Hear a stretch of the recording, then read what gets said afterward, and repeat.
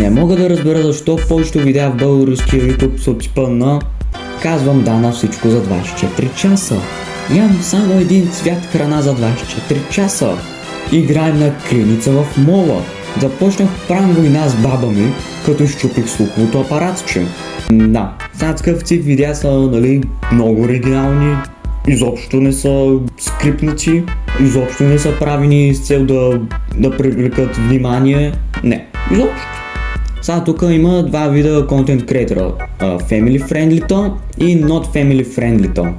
Като предимно Family Friendly правят такъв тип глупави видеа, които видеа нямат капчица оригиналност и единственото нещо, което мислят е как да промият детските мозъци. Иначе, нали, сега тук не ме разбирате погрешно. Сега тук примерно има такива family friendly ютубъри, деца actually добри. Такъв пример за това се сещам за The Clashers и Харламби Добрев. До тук това се сещам. Обаче сега има и такъв тип такива family friendly-та, дето знаят само да промотират само единствено глупави видеа. И това такъв тип хора са онези Зарначкова, Гриди Студио, Пиха Пчелопата, Мъци Косама, Бургер Флоп, Брейн Родби, кой още там, онази TikTok Алексчето, Вонстъра, който не спира да прави Брейн Род видеа и да, и там останалите. Като иначе, нали, са има го и втория вид хора, които са not family friendly, които са най-добрите, в смисъл, те правят сатира видеа, са такива коментар видеа. Такъв тип хора са там аз съм Алекс, Кралски, Александър и Слоукинг и мисля, че Кралско Харалампи. Така че да, до тук това се сещам като сатира ютубъри, дето са добрите.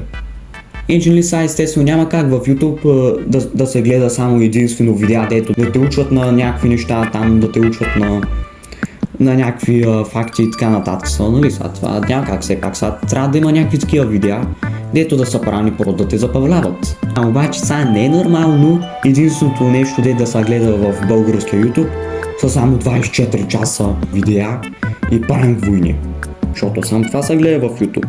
Защото иначе, нали, защото сега нека си съществуват. А обаче сега ако може да са само някъде към поне 4-5 такива канала, дето, нали, така те забавляват и, нали, ако може да са правени по по-оригинален начин и като цяло да не са толкова скрипнати. А то сега какво се случва за гейминга в българска YouTube? Еми човек, то сега е almost dead, казвам almost, защото единственото нещо, дето се гледа като гейминг в българския YouTube са само там FIFA, Supercell игрите, там онези Лига, Fortnite и Brainrot, Roblox игрите. И що са като цяло, аз тук вече спрях да играя Supercell игрите, спрях да играя Forsaken и спрях да играя Brainrot Roblox игрите като Cip 99 нощи и Grow Garden.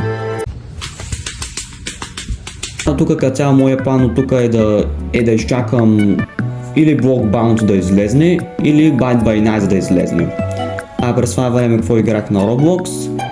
И през това време на Roblox играх една игра наречена Crazy Goofy Bosses, като до тук съм победил Рик, Темпус, Казердас и Красис Казердас, като за Нокс ми помогна един приятел от училище.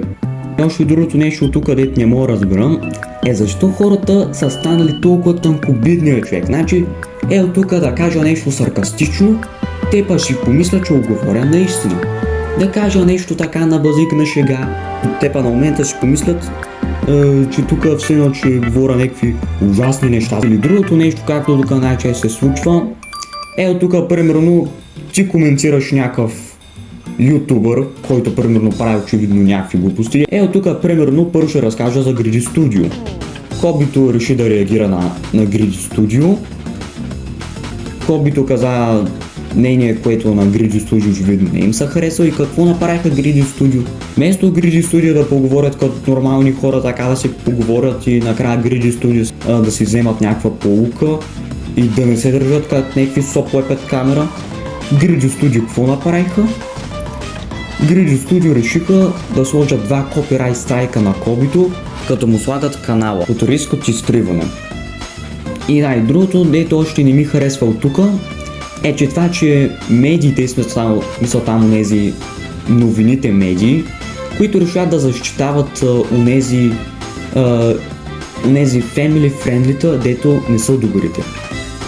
Защото от тук това дето се случи, новините тук отиваха при онзи Йони Пепи и решиха да опитат за опасните трендове. И естествено Йони Пепи решава да се прави на някакво си ангелче, все едно, че е дошъл от небето така някакво си ангелче и почна да говори от типа на как има опасни трендове, не трябва да популяризираме опасните трендове и така нататък.